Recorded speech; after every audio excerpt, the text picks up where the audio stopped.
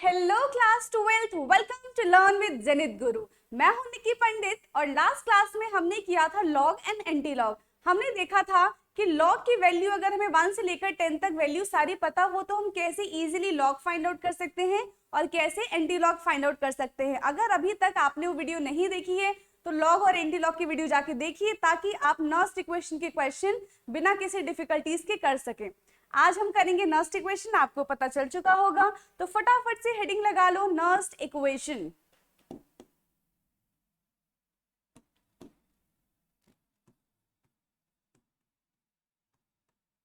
Nernst equation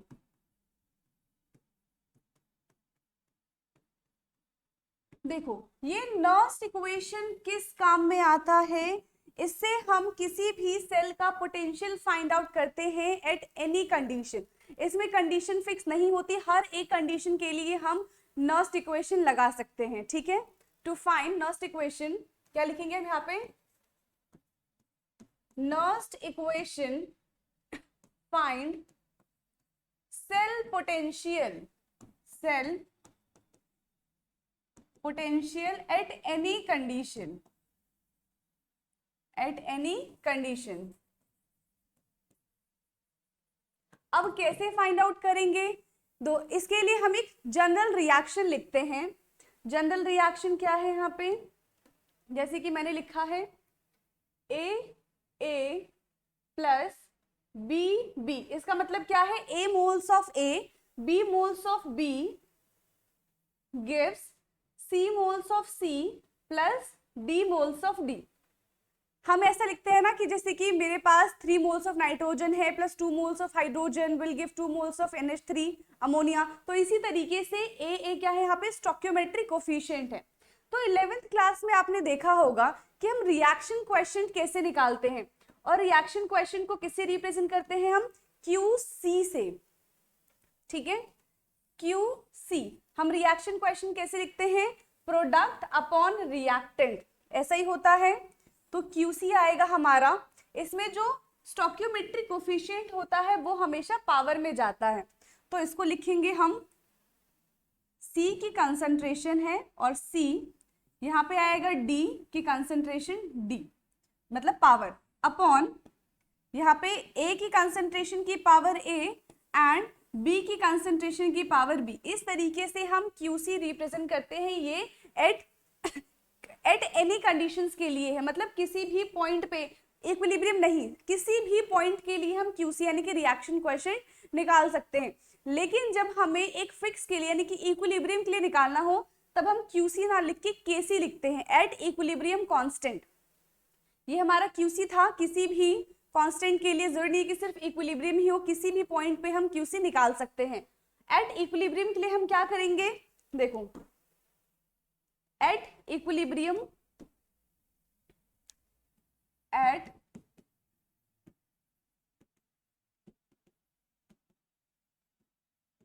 at equilibrium तो हमारा हो जाएगा KC is equal to reactant upon product ही होता है। फॉर्मूला सेम है, बस हमें याद रखना है कि KC हम कब यूज करते हैं और QC हम कब यूज करते हैं। तो यहाँ पे हो जाएगा C की कंसंट्रेशन की पावर C, D की कंसंट्रेशन की पावर D अपॉन A की कंसंट्रेशन की पावर A एंड B की कंसंट्रेशन की पावर B। ये है हमारा KC। इतना करने के बाद अब हमें क्या देखना है? यहाँ पे इक्विलिब्रियम कांस्टेंट के बाद हम क्या करेंगे? ये इतना क्लियर है कैसे रिप्रेजेंट करते हैं। ये हमारा 11th का पार्ट था। 11th में आपने ये भी देखा होगा कि जो वर्क डन होता है, वर्क डन किसके बराबर होता है? यहाँ पे लिखती हूं, जो हमारा वर्क डन होता है वो हमारा बराबर होता है NFE के, यानी कि W is equal to NFE। अब यहाँ पे N क्या है, F क्या है और E क्या है? N होता है हमारा नंबर ऑफ इलेक्ट्रॉन्स, यानी कि रिएक्शन में कितने इलेक्ट्रॉन्स हैं। जब हमने ऑक्सीडेशन और रिडक्शन किया था तो वहां पे इलेक्ट्रॉन्स भी थे। जो ऑक्सीडेशन के टाइम पे इलेक्ट्रॉन रिलीज हो रहा था, रिडक्शन के टाइम पे वो इसको एक्सेप्ट कर ले रहा था। तो वही है हमारा नंबर ऑफ इलेक्ट्रॉन। F है हमारा Faraday constant, Faraday constant Faraday constant, यानी कि 1F की वैल्यू होती है 96500 coulomb. 1 Faraday is equal to 96500 coulomb. और E क्या है? E है हमारा EMF of cell, EMF of cell, और इसको हम E सेल भी बोलते हैं। तो हमारा जो वर्क डन है वो NFE है। लेकिन आपने ये पढ़ा होगा जो वर्क डन अगर नेगेटिव होता है तो वो स्पॉन्टेनियस होता है। मतलब स्पॉन्टेनियस का मतलब जो खुद से काम कर रहा है। अगर यूजफुल वर्क हो रहा है तो उसकी वैल्यू हमेशा नेगेटिव आती है। ठीक है, हम यहाँ पे क्या लिखेंगे?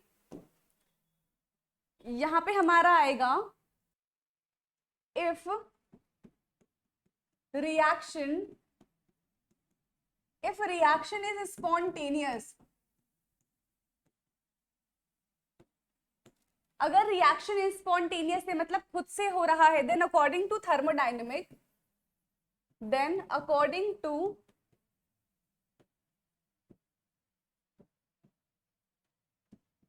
थर्मोडायनेमिक के अकॉर्डिंग क्या होगा? यहाँ पे जो वर्क डन है वो हो जाएगा -NFE। -NFE क्यों है? क्योंकि वर्क डन हमेशा नेगेटिव होता है। अगर यूजफुल वर्क डन हो रहा है जो डेल्टा G होता है, यानी कि गिव्स फ्री एनर्जी, अगर वो नेगेटिव आ रही है वैल्यू, मतलब सेल हमारा स्पॉन्टेनियस है, डेल्टा G गिव्स फ्री एनर्जी, ये हो जाएगा हमारा चेंज इन गिव्स फ्री एनर्जी। अगर ये नेगेटिव है मतलब सेल इज स्पॉन्टेनियस, तो सेल हमारा कैसा है? सेल स्पॉन्टेनियस है। ठीक है, तो delta G is equal to minus of work हो जाएगा हमारा, और हमें वर्क डन की वैल्यू पता है NEF होता है, इसलिए मैंने माइनस लगा दी क्योंकि यहाँ पे ऑलरेडी माइनस है। तो यहां से हमारी डेल्टा G की वैल्यू क्या आ जाएगी? -NFE। लेकिन अगर हम स्टैंडर्ड गिव्स फ्री एनर्जी की बात करें, ये हमारा था एट एनी कंडीशन, बट अगर हम स्टैंडर्ड गिव्स फ्री एनर्जी की बात करेंगे तो क्या हो जाएगा? यहाँ पे फॉर्मूला आएगा हमारा delta G naught is equal to -NFE naught. ठीक है, यहाँ पे E नॉट आ जाएगा या फिर E नॉट सेल लिख लो। तो स्टैंडर्ड गिव्स फ्री एनर्जी के लिए वैल्यू ये आएगी। क्वेश्चन में बहुत बार पूछा जाता है, सिर्फ साइन देख के हम बताते हैं कि रिएक्शन स्पॉन्टेनियस है कि नहीं है। डेल्टा G की वैल्यू नेगेटिव है यानी कि रिएक्शन स्पॉन्टेनियस है, और अगर डेल्टा G की वैल्यू पॉजिटिव आएगी तो रिएक्शन नॉन स्पॉन्टेनियस है। क्लियर है इतना? डेल्टा G की वैल्यू क्या होगी? अब हम यहां से क्या करेंगे? देखो, यहीं से हमें सारी चीज जो अभी तक हमने लिखी है उससे डिराइव करेंगे Nernst equation. According to thermodynamic, यहाँ पे हम क्या लिख सकते हैं? According to thermodynamic,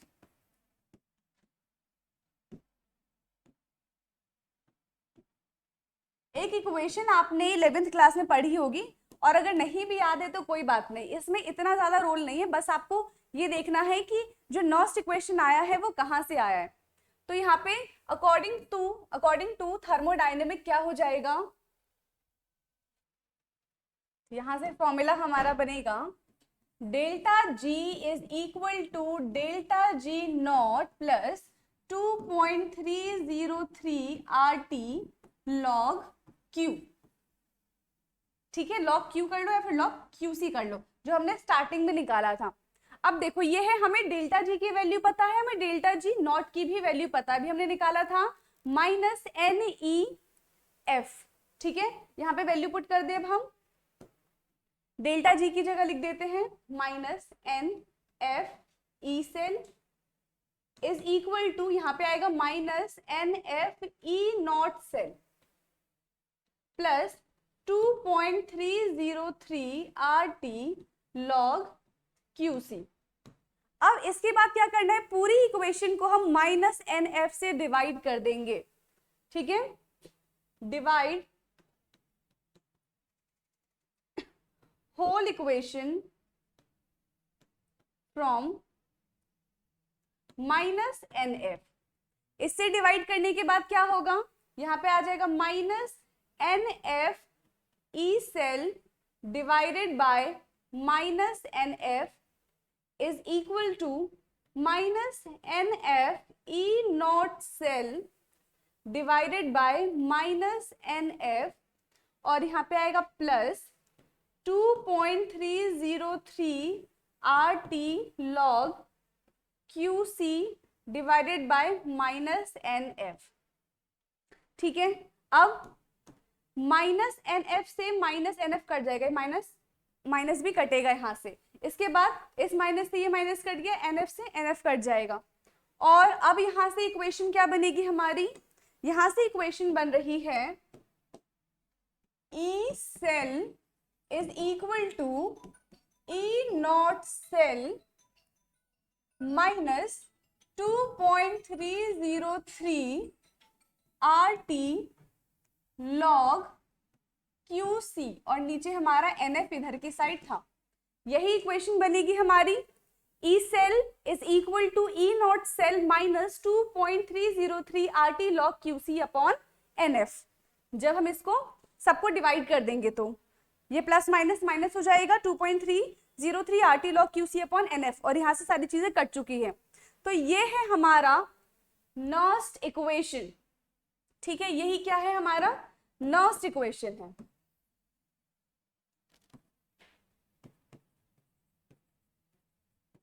Nernst equation.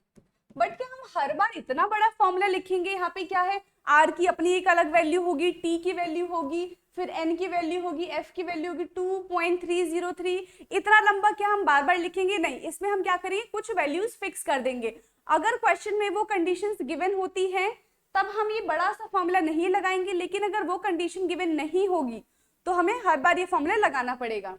लेकिन ये बहुत, इस टाइप पे बहुत कम क्वेश्चन आएंगे, स्टैंडर्ड क्वेश्चन बनते हैं। जैसे कि हम यहाँ पे R की वैल्यू रखेंगे 8.314, वही T की वैल्यू हम क्या रखेंगे, T हमारा हो जाएगा 298 केल्विन, और फैराडे कांस्टेंट आप सबको पता है 96500। तो ये कंडीशन जब हम इसमें पुट करेंगे तो यहाँ से क्या आ जाएगा, देखो E cell as it is रहेगा, ई नॉट सेल भी एज इट इज रहेगा, ये सब तो एज इट इज है, और बस आर टी और एफ की जगह हम वैल्यू पुट करेंगे। तो यहां से आएगा हमारा E cell is equal to E not cell minus 0.0591 upon N. 591 generally हम क्वेश्चन सॉल्व करते समय 0.059 ही लिखते हैं, इतना लंबा वैल्यू नहीं लिखते, बट एग्जैक्ट में 0.0591 है लॉग क्यूसी, ये यहाँ पे हो जाएगा। ये भी हमारा क्या है, नर्स्ट इक्वेशन है। जब कंडीशन क्या होगी, आर की वैल्यू 8.31, टी हमारे 298 केल्विन एंड एफ इज 96500। तो हम नर्स्ट इक्वेशन के लिए ये पुट करेंगे। अब देखो स्टार्टिंग में हमने क्यूसी की वैल्यू क्या लिखी थी, उसको हम वापस से लिख लें। तो यहाँ पे क्या हो जाएगा, E cell is equal to E not cell minus 0.0591 upon N log, यहाँ पे हमारा था c की पावर c, d की पावर d अपॉन a की पावर a, एंड यहाँ पे था b की पावर b, छोटा a है, और b की पावर b। तो c और d ये दोनों क्या है, ये दोनों है प्रोडक्ट, और नीचे क्या लिखा हुआ है, हमने रिएक्टेंट लिखा हुआ है। तो हर बार इतना ना लिख के हम क्या लिख सकते हैं, हम इसको लिख सकते हैं ई सेल, ये हो जाएगा हमारा E cell is equal to E not cell minus 0.0591 upon N log concentration of product upon concentration of reactant. ये फाइनल हमारा नर्स्ट इक्वेशन है। ठीक है, हम क्या लगाएंगे, E cell is equal to E not cell minus 0.0591 upon N log product upon reactant, यानी कि प्रोडक्ट का कंसंट्रेशन एंड रिएक्टेंट का कंसंट्रेशन, जो भी इस पे स्टोइकियोमेट्रिक कोफिशिएंट होगा वो एज अ पावर यहाँ पे आ जाएगा। ये हमारा था नर्स्ट इक्वेशन। क्लियर है? अब इसके बाद हम क्या करेंगे, अगर हमारे पास ये हमने क्यूसी के लिए निकाला था, ठीक है, क्यूसी के लिए निकाला है हमने, अगर हमें केसी के लिए निकालना हो यानी कि एट इक्विलिब्रियम निकालना हो, तब हम क्या करेंगे, तब क्या फॉर्मूला बनेगा वो देखते हैं। अब आएगा हमारा एट इक्विलिब्रियम, सेकेंड कंडीशन है एट इक्विलिब्रियम। तो देखो इक्विलिब्रियम में क्या होता है, जो ई सेल की वैल्यू हो जाती है वो होती है 0, क्योंकि यहाँ पे क्या हो रहा है, इक्विलिब्रियम पोजीशन आ गया, यानी कि जितना रिएक्टेंट से प्रोडक्ट की तरफ जाएगा उतना ही प्रोडक्ट से रिएक्टेंट की तरफ आ जाएगा। तो इक्विलिब्रियम में ई सेल की जो वैल्यू होती है वो होती है 0। अब हमें क्या करना है, हमें नॉस्ट इक्वेशन पता है, E cell is equal to E not cell minus 0.0591 upon N log, equilibrium के लिए निकाल रहे तो यहाँ पे क्यूसी की जगह केसी आ जाएगा। ठीक है, अब ये 0 हो गया तो 0 is equal to E not cell minus 0.0591 upon N log KC. अब इसको इधर लेके जाएंगे तो प्लस माइनस में चेंजेस आएगा।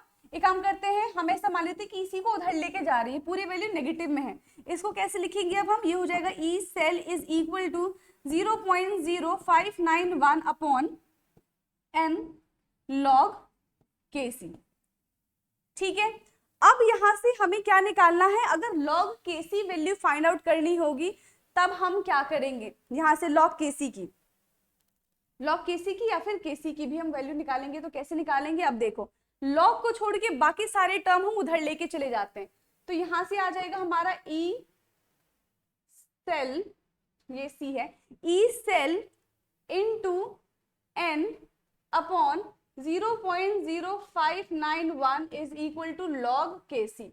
और आप सबको पता है लॉग केसी तो निकालने के लिए बोलेंगे नहीं, क्या निकालने के लिए बोलेंगे, केसी निकालने के लिए बोलेंगे। तो हमें लॉग को भी इधर भेजना पड़ेगा, जब लॉग दूसरी साइड जाता है तो वो लॉग का एंटी लॉग हो जाएगा। तो KC is equal to antilog of, यहां पे आएगा antilog of E cell into N upon 0.0591, ये 5 है, 0.0591। तो ये हमारा केसी की वैल्यू आएगी, यानी कि इक्विलिब्रियम कांस्टेंट के लिए नॉर्मल। अब देखो इसमें हमने नॉस्ट इक्वेशन में लॉग का भी यूज किया है, हमने एंटी लॉग का भी यूज किया है, यहां से हम easily anti log find out कर सकते हैं जिससे हमारी केसी की वैल्यू आ जाएगी। क्लियर है, एट इक्विलिब्रियम पे ये होगा हमारा, केसी की वैल्यू फाइंड आउट करेंगे। नोट करो इसको फटाफट से, कर लिया नोट डाउन। अब इसके बाद हम क्या करेंगे, ईएमएफ ऑफ हाइड्रोजन इलेक्ट्रोड। अब हम हाइड्रोजन के लिए निकालेंगे,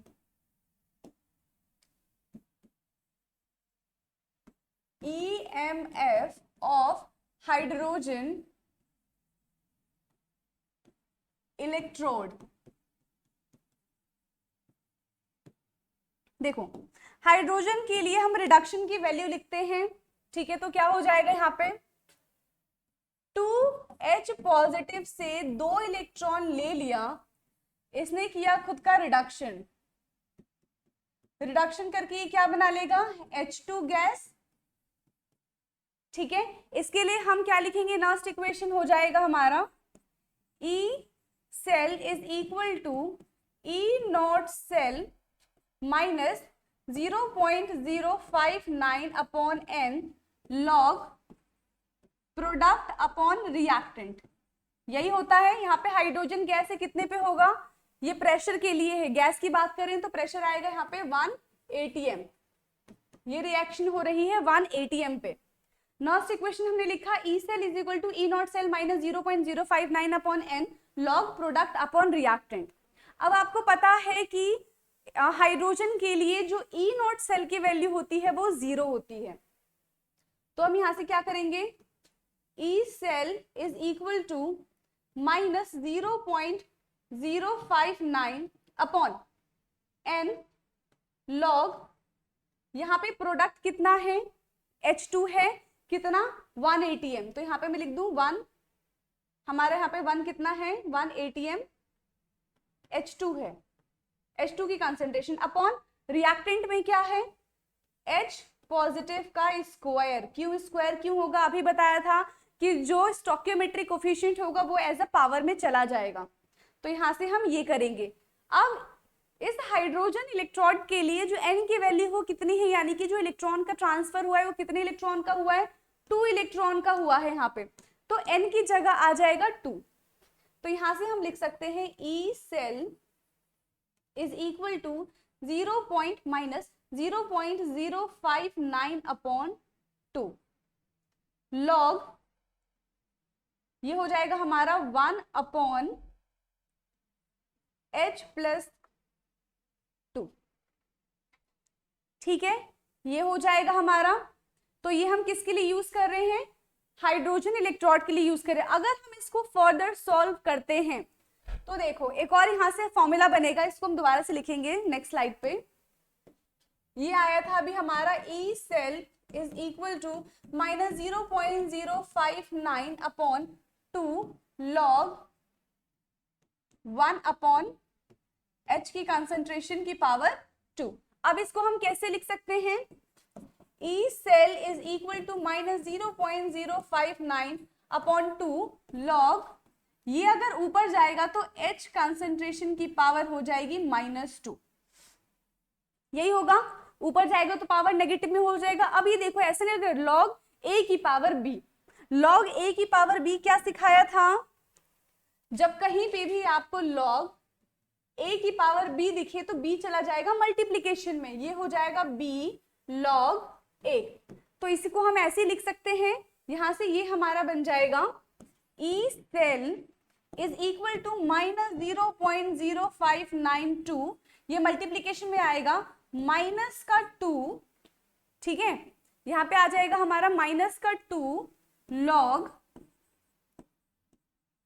H प्लस आयन कंसंट्रेशन, जिसमें से इस 2 से ये 2 चला जाएगा। अब हमारे पास क्या बचा? E cell is equal to -0.059 और यहाँ पे आएगा हमारा minus of log H ion की कंसंट्रेशन। अब यहां से कुछ याद आ रहा है? Minus log H plus ion concentration, ये कब हम यूज करते हैं? पीएच, जब हम potential of hydrogen find out करते हैं, जब हम पीएच की वैल्यू फाइंड आउट करते हैं तो उसके लिए फॉर्मूला क्या होता है? Minus log H ion concentration. तो इसकी जगह हम पीएच लिख सकते हैं। तो हमने यहाँ पे क्या देखा? ई सेल और पीएच के बीच में क्या रिलेशन है, हम यहाँ से ये डिराइव कर रहे हैं। तो ये हो जाएगा हमारा E cell is equal to minus of 0.059 pH, minus log H ion concentration की जगह पीएच लिख दिया। तो यहां से हमने एक और वैल्यू फाइंड आउट कर ली है, relation between E cell and pH.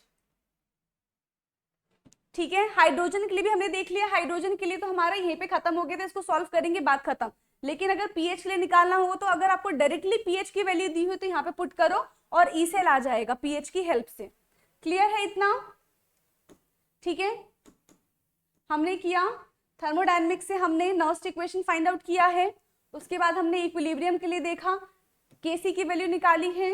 केसी के बाद हमने हाइड्रोजन के लिए वैल्यू निकाला है और उसके बाद हमने रिलेशन देखा है ई सेल और पीएच के बीच का। इसको नोट डाउन करो, फिर हम कैसे ई सेल की वैल्यू निकालते हैं एक दो क्वेश्चन इस पे कर लेते हैं। ठीक है, इसको करो पहले।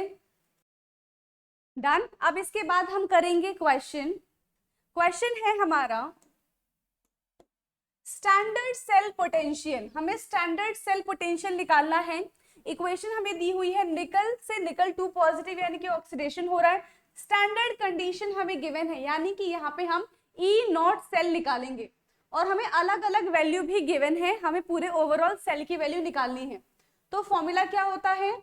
ई not cell is equal to E nought cathode minus E nought anode, यही होता है। और हम कैथोड और एनोड में भी रिडक्शन की वैल्यू लेते हैं, यानी कि हमें ये चेक करना है कि ये जो दोनों वैल्यू दी हुई है ये रिडक्शन के लिए है कि ऑक्सीडेशन के लिए। तो वो हमें यहां से पता चलेगा। ये Ag पॉजिटिव से Ag पे आ रहा है, यानी कि रिडक्शन हो रहा है, तो वैल्यू हमें रिडक्शन की ही गिवन है। यहाँ पे Ni2 पॉजिटिव से निकल की तरफ आ रहा है, यानी कि यहाँ पे भी रिडक्शन हो रहा है, तो जो वैल्यू हमें गिवन है वो भी रिडक्शन की है। अब इस इक्वेशन से हम क्या पता कर सकते हैं कि जो Ag है वो कहाँ पे लगा होगा? वो लगा होगा कैथोड के साइड। ठीक है, और यहाँ पे जो Ni है वो एनोड की साइड लगा होगा, क्योंकि इसका ऑक्सीडेशन हो रहा है और इसका रिडक्शन हो रहा है। तो सबसे पहले हम क्या करेंगे? E cell, E not cell is equal to, cathode की जगह था हमारा Ag, Ag की वैल्यू है 0.80, यहाँ पे आएगा 0.80 0.80, बीच में माइनस का साइन है तो माइनस का साइन लगाया है। एनोड पे है हमारा -0.25, तो हो जाएगा -0.25, यानी कि माइनस माइनस प्लस हो जाएगा। तो E not cell is equal to 0.80 plus 0.25। तो यहां से E नॉट सेल की वैल्यू आएगी कितनी, 5 और 8 9 10, यानी कि 1.05 वोल्ट E नॉट सेल की वैल्यू है। तो इस तरीके से हम वैल्यू फाइंड आउट करेंगे। एक और क्वेश्चन है इसी पे बेस्ड।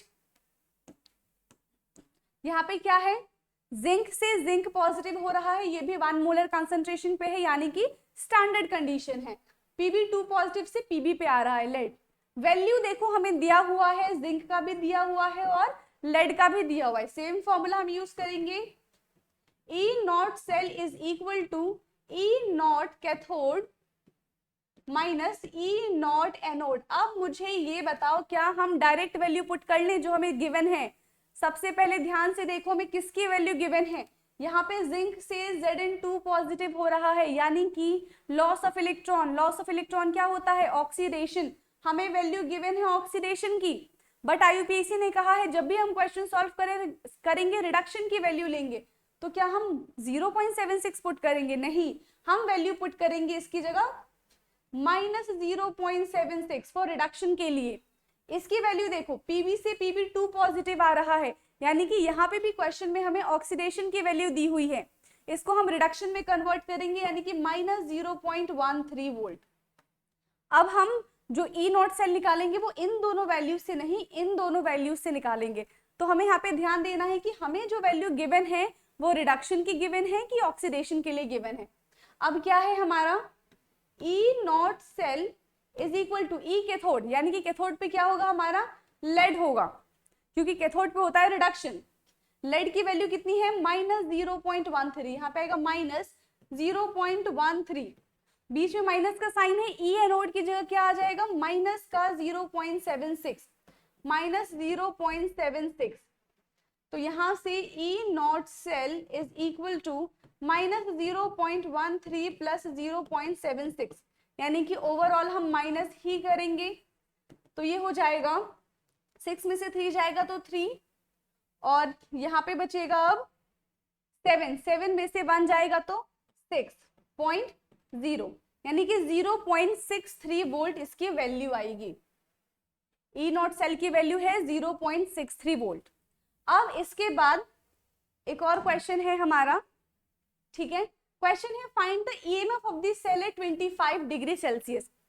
अब इसमें हमें क्या करना है, नर्स्ट इक्वेशन लगा के इस क्वेश्चन को हम सॉल्व करेंगे। बट क्वेश्चन सॉल्व करने से पहले हमें E नॉट सेल की वैल्यू भी फाइंड आउट करनी पड़ेगी। कर लेते हैं। फॉर्मूला है E not cell is equal to E nought cathode minus E nought anode.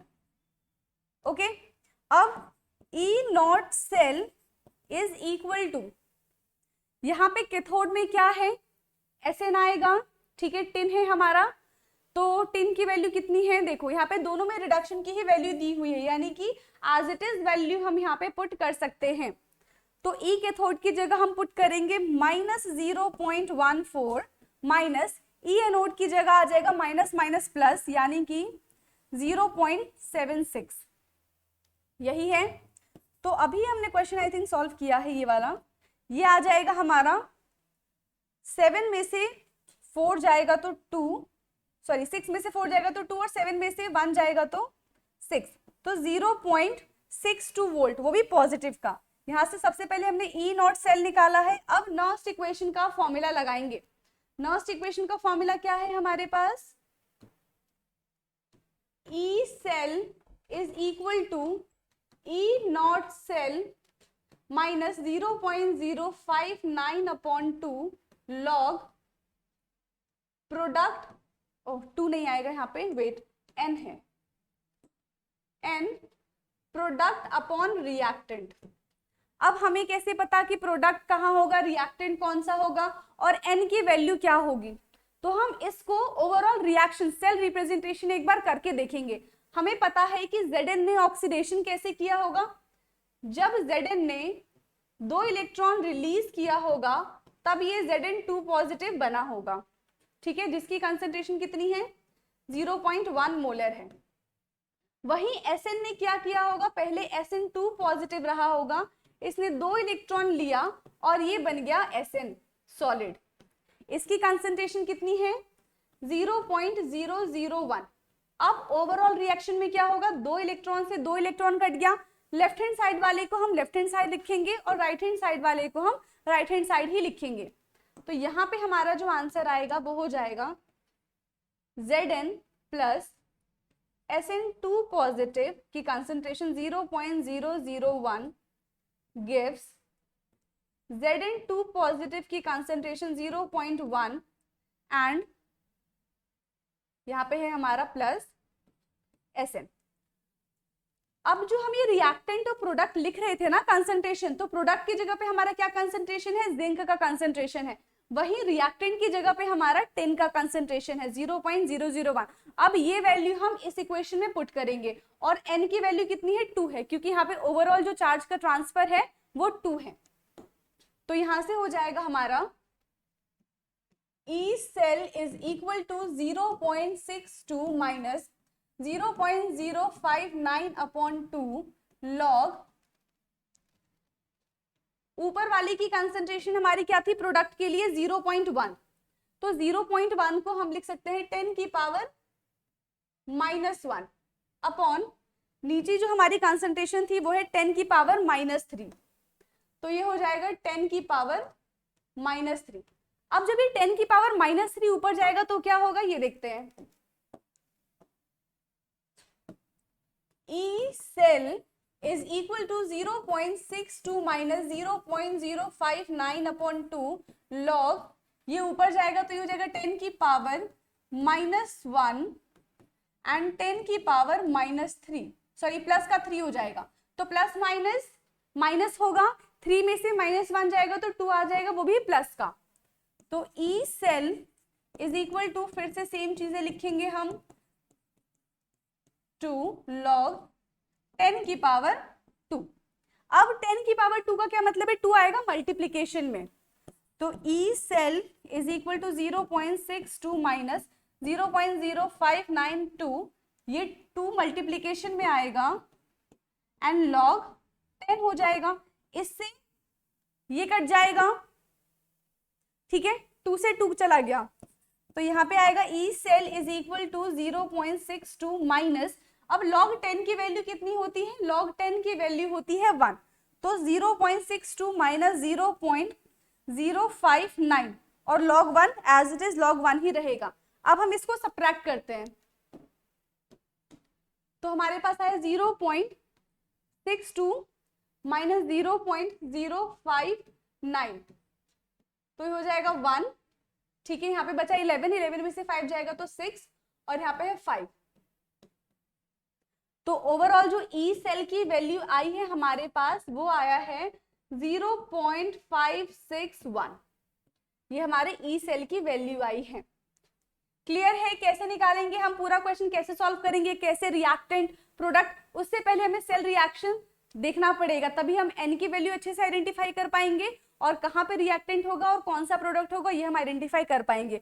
तो हमने आज 3 क्वेश्चन किए हैं, बाकी नेक्स्ट टाइम पहले एनसीईआरटी की रीडिंग करेंगे जो भी हमने अभी तक थ्योरी में पढ़ा है, और उसके बाद Intex question and solve question करेंगे। तब तक के लिए ऐसे ही क्वेश्चन प्रैक्टिस करते रहो। Thank you so much.